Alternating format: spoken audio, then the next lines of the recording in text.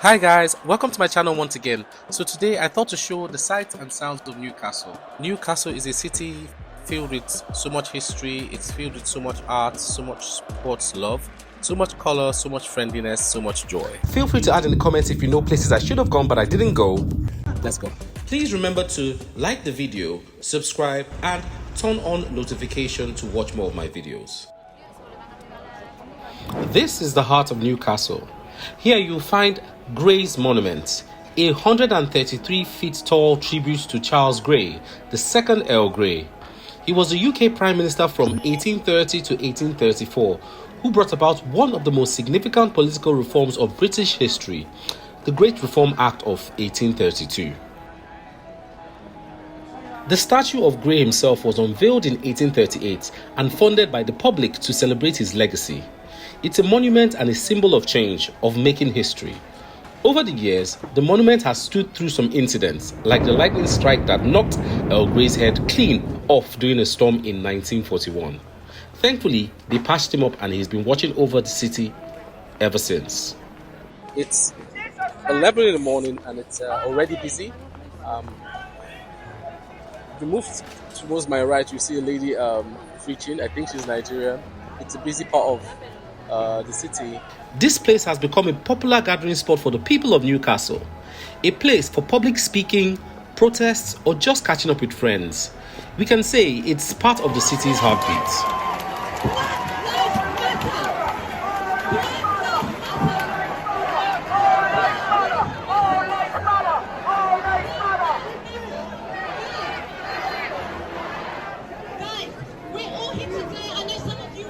It was meant to symbolize the significance of Grey's political legacy. Look around.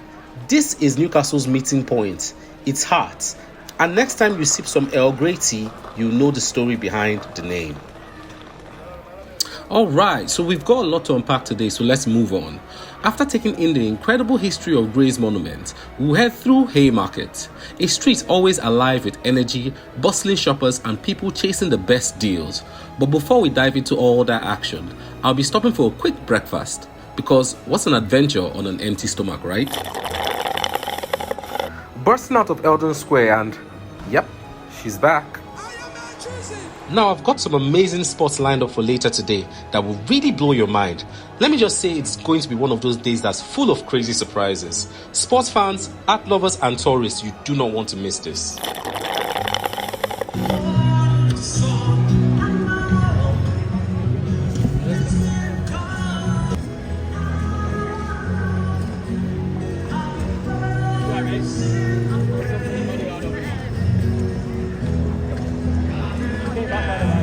Currently we're at Haymarket. It's one of the busiest streets in Newcastle. We've got the university over there behind me. We've also got the metro behind me. The market is usually filled with performers, people preaching, singing, dancing.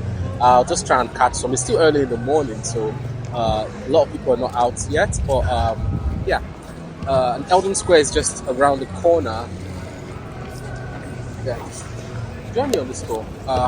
Find out more about Newcastle together, because I basically don't know too much, but I'll try and find out things along the way, okay? So, yep, let's go to the university, okay? So, if you're not in the mood for buses or you're looking for a quicker way to get around, let me introduce you to the metro. So, we're down at the metro station. It's basically a train, but we have the overground train and underground train. The underground, they call it metro. This is the metro coming. It's going to... you can take the metro to St. James Park, that's a stadium. You can take it to the airport. It's usually a faster way to travel around the city. It's loud. I hope you can still hear me. So, yeah, that's the metro. This underground train system is actually one of the best ways to move around the city, especially if you're in a hurry. It's fast, easy, and gets you from one end of Newcastle to the other in no time. Now, if you're like me that came here from Nigeria, where we're more used to buses and cabs, you requested for an Uber. This might feel a bit unfamiliar, but trust me, once you get the hang of it, it's incredibly convenient. Just hop on and you're all set. What's this here? You can tell I was clueless about this at the time of recording, but thanks to good old editing, I can tell you a tale or two about what this is. To those who died in the service of a country is written on it, so I'm sure it has something to do with the army. It's a war memorial built in 1908, making it the oldest war memorial in the city. Yeah, so everyone survives a war, so this must be in honor of some people. It honors the 370 soldiers from Northumbrian regiment who lost their lives in the South African conflict between 1899 and 1902. So yeah, this is an honorary monument for some people who've passed on. It is 24 meters tall, and on the top is the Greek goddess of victory, and that's why the nickname is the Dirty Angel. This monument remembers a pivotal memory in history, the Boer War, which also shaped South Africa and led to the formation of the Union of South Africa in 1910. This is the Newcastle University. Yeah, 2 universities in Newcastle, and this is the Newcastle one. There's a Northumberland one. I hope you will be able to get there today. And what is this? This Straight one, in your when they hands. play it, they don't wear the They helmet. don't wear any form of body armor or helmets. American football, they wear, their whole body is padded from their chest to their head to their shoulders to their knees. Rugby, there's no padding, it's just bare bodied. Wow. Yeah. Learn something new. In the daytime, you probably will not appreciate how beautiful Civic Cenre is. But this is the Civic Cenre and it's actually very beautiful. Let's go closer. Much like our very own beautiful Civic Cenre in Nigeria, this Civic Cenre is an event venue for high-end events. I've personally attended 2 private boxing gigs here. So tell me, which of the 2 Civic Centres is more beautiful? Well, does it matter? At the end of the day, it might be the same management making money globally. Alright. This is a lovely manga-looking sculpture. But his right hand is very funny because I don't know how you can. Yeah, because I don't know how you can. I don't know. And so I did show you the Newcastle University, and this is another angle of the Newcastle University. But then the other university I spoke about, Northumbria University, is just here. And there it is. So this is the one where most Nigerians come to, not the Newcastle one for some reason. I wonder. I need to find the bin though.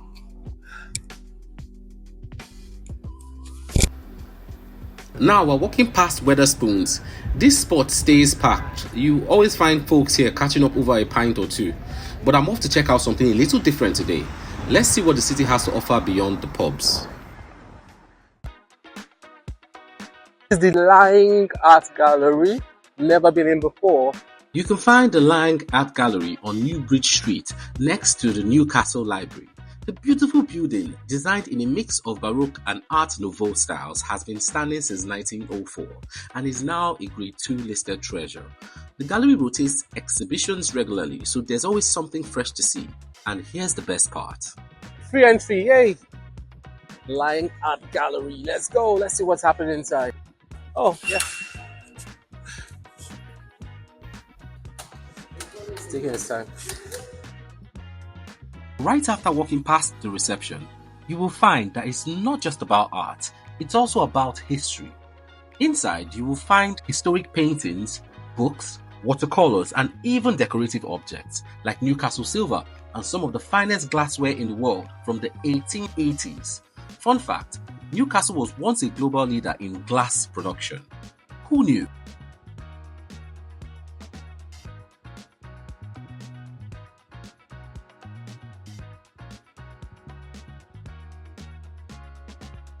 So here I was, minding my business.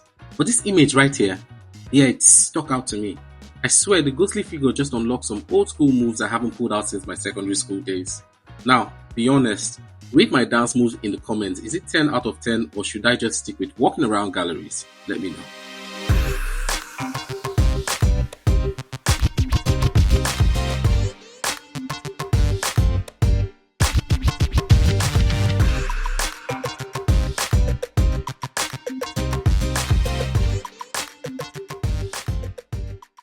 Sefini.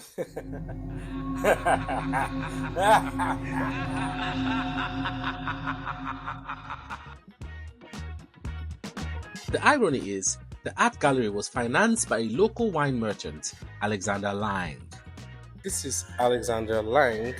You can stroll through and take in masterpieces like John Martin's dramatic Destruction of Sodom and Gomorrah, or some iconic works by Sir Joshua Reynolds and Edward Burne-Jones. Yeah, good guy. You know, normally when you go to places, you see please don't touch.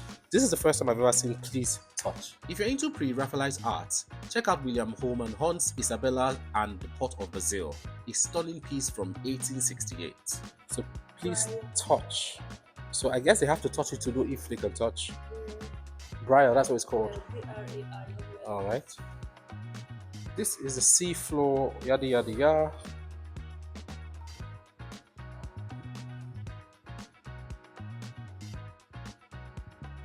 Alright. So the information on that side, the Braille version is here. So I guess they consider the people who can't see to somehow enjoy art. That's thoughtful. Let's go. Wrapped up at the gallery and took a few pictures so I don't forget. Now I'm walking past the Newcastle Library and I'm reminded that this city is not just known for its art, but also for its passion for sports. So how can I talk about Newcastle without talking about St. James Park? In Newcastle, football is very important. And this is the Newcastle Stadium. It's not the best angle, but yeah, we'll get another angle. Firstly, there's no match happening today. But what I want to do today, I know they will not let me in, but I want to see how far we can go. Let's go. So here we are at St. James Park, home of Newcastle United since 1892. With a seating capacity of 52,350, it's one of the biggest stadiums in England. this very place holds so much memories. One of the most famous moments here was during the Euro 96. St. James hosted 3 major group stage matches, including the big France versus Bulgaria. The atmosphere must have been electric as some Europe's best players battled it out on this very pitch. But for the die-hard Geordies, one of the most memorable moments has to be when Newcastle United took on Barcelona in the 1997-1998 Champions League. Newcastle won 3-2, and it was a night that no one here will ever forget, especially thanks to Tino Asprilla's legendary hat-trick against one of the best teams in Europe. As I said, there's no match today, but I'm doing a personal tour of the city, and it's very incomplete without this. Let's just see how far I can get. Is it possible I go see the stadium or? You have to go on a guided tour. Guided tour? Yes. Do you have news around here? Yeah. Show you the days, the times, the places. All right. So, Hi, take care. yeah. Be live. Not live, but I'm recording anyway. The nice man let us know that we would need to go on a guided tour on a different day. I would have paid a fortune to get the opportunity today, but oh well. He at least gave me a little bit of access. All right. Who's your team? Go see Manchester United. Yeah. Thank you very much. He showed me the players' entrance. As my people say, atol na im bad pass. Not too many people get this opportunity, so I gladly took pictures. So I think these are former players, and this is Sir Bobby Robson, 1933 to 2009. This stadium has seen it all, from Premier League survival battles to international friendlies, like the Saudi Arabia versus Costa Rica and South Korea friendlies played here in just 2023. This is definitely a player, Alan Shearer. Oh! And there's more history on the way, as St. James Park is already set to host matches during UEFA Euro 2028. This place is an absolute monument to the beautiful game. Newcastle United record goal scorer, 206 goals between 1996 to 2006. I know my friend Tony Umbago will know this guy. Tony, comment. Tony, when you watch this video, comment and tell us what you know about Alan Shearer. That is the stack. Yeah. And that is Shaq. Everything's rhyming.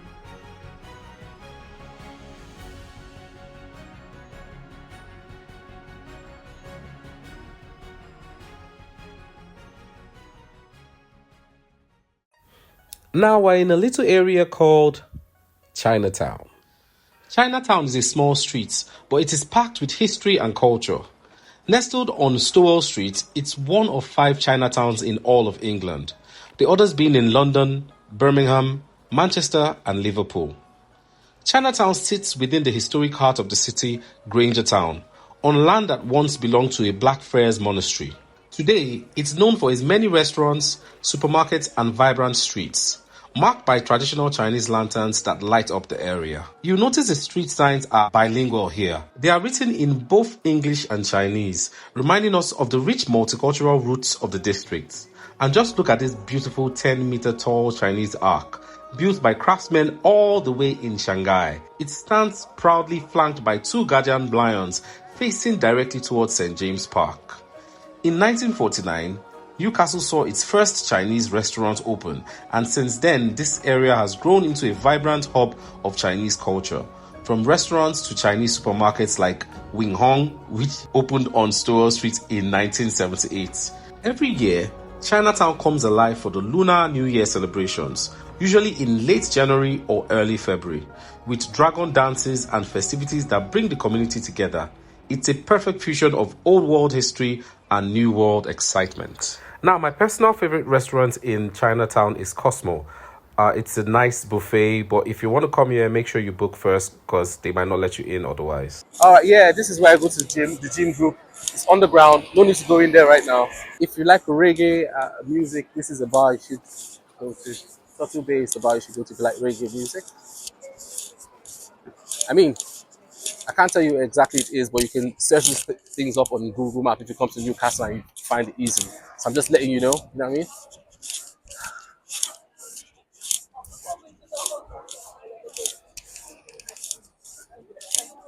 It should not be like this forever. Oh. And this is the gate, it's the mall if you want to see a movie. If you want to see a movie, if you want to have Nando's, they've also got Pizza Hut in there. They've also got, what else? Yeah, they've got a pub called Mojo's that no one ever goes to. Yeah.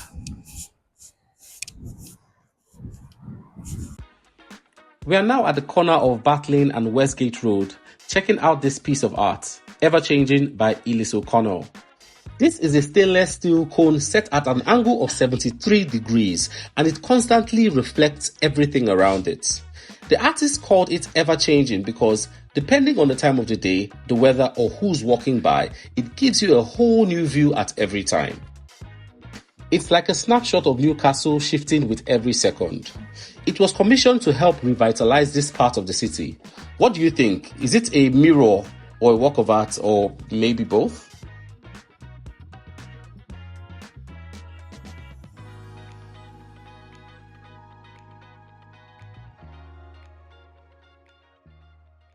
So now we're going to the Quayside. The Quayside is one of the best spots in the River Tyne. It's a perfect blend of Newcastle's old industry and its lively new arts scene. This area used to be a bustling dockyard with ships coming in from all over, trading everything from coal to pottery. Today, it's a stunning port to stroll. Check out amazing bridges and grab a bite by the water. This is one of Newcastle's most historic places because it's a stretch of, I think, 7 bridges. This is a Millennium Bridge. The bridge closes up and then it opens like an eye. Speaking of bridges, the Millennium Bridge right here is a unique sight to see. It was opened in 2001. This sleek curved bridge links Newcastle to the North Bank with Gateshead on the south. Like I say, Ooh, that guy will be a Nigerian Trump savage. His ribs are showing. This was even carefully crafted. Sorry. Just look at this. Clear blue skies, the sun shining down, people out enjoying the day. Quayside really knows how to show off.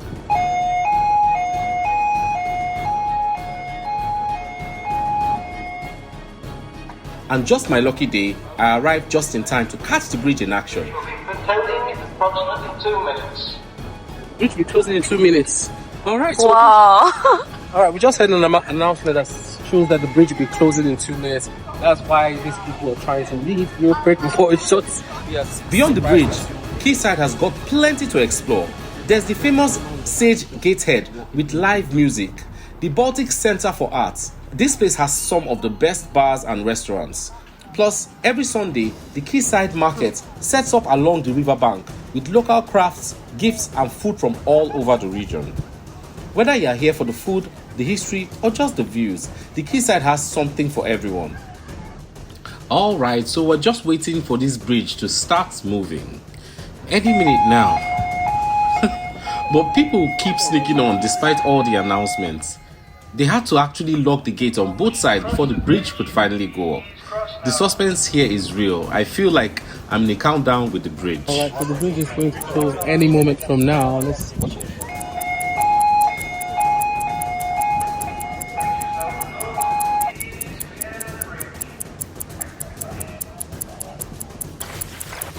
Alright, people are still getting on it. It's going to close here. A few moments later. Alright, it's moving. Is it moving?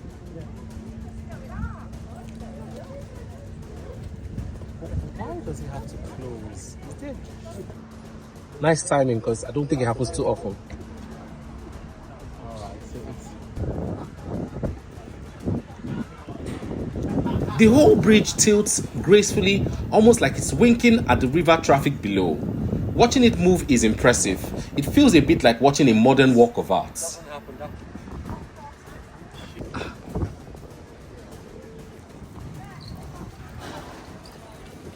Today though, I'm just soaking in the view of these beautiful bridges and watching Newcastle's history and modern vibe blend on the river. You see that? That's exactly why the bridge goes up, to let these boats pass through. Smooth sailing for them now, and all we had to do was wait.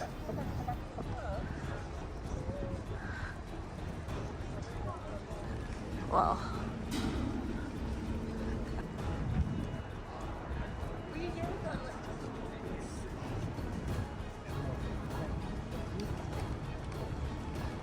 The bridge is returning to its normal form. This was supposed to be my last stop, but it just didn't feel right leaving without stopping at the Newcastle Castle. After all, what's a visit to Newcastle without seeing the very place that gave the city its name? This is the Newcastle Castle. So basically, this is the place in Newcastle that is actually Newcastle. This spot has been a defense site since the Roman times, back when Emperor Hadrian built a fort to guard the river Tyne. So let's go around. Norman Castle, medieval. These are different castles, I guess. Correction, they are not different castles, but all the Newcastle Castle itself, through different periods of its history. Originally built by the Normans in the 11th century for medieval battles to Civil War sieges. Over the centuries, it has transformed from a wooden fort into the stone structure we see here today. Oh. Well, it closes 5 and it's like 13 minutes to 5, so... Don't know if you'll let us go, but this is an elevator that I've pushed the button to. And it's coming! Yay! It's here. I don't know where we're going to, but let's find out. I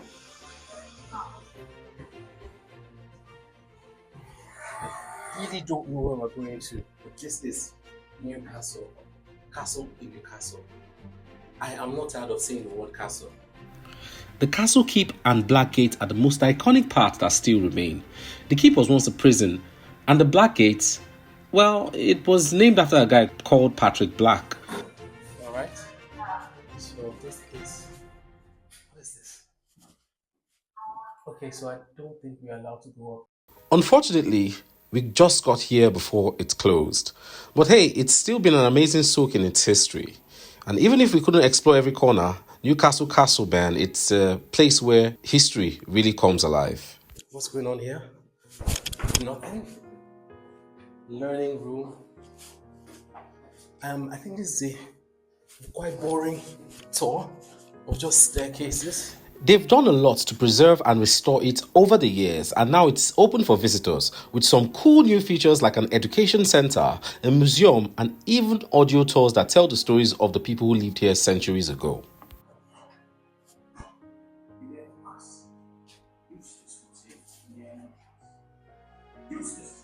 What?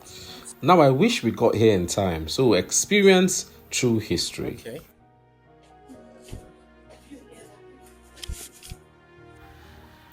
Now, imagine this.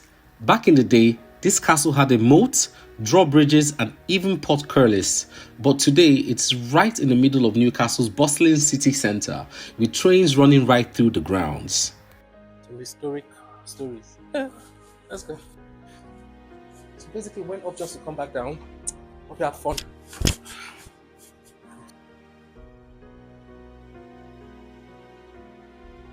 Black Gate, principal gateway to Castle, built 12, not even 19, not even 18, not even 30, 1247. So it was built for 3 years.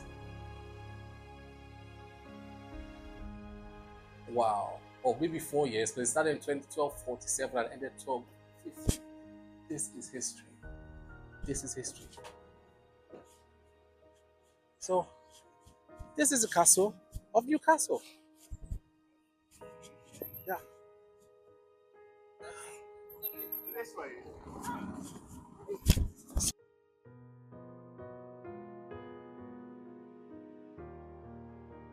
Alright folks, that's a wrap on this tour of Newcastle. Hope you enjoyed running around the city with me. And if you're up for more adventures, don't forget to hit that subscribe button, join the team, and keep pace with all the new stops along the way. Until next time, keep running with me and let's see where the road takes us.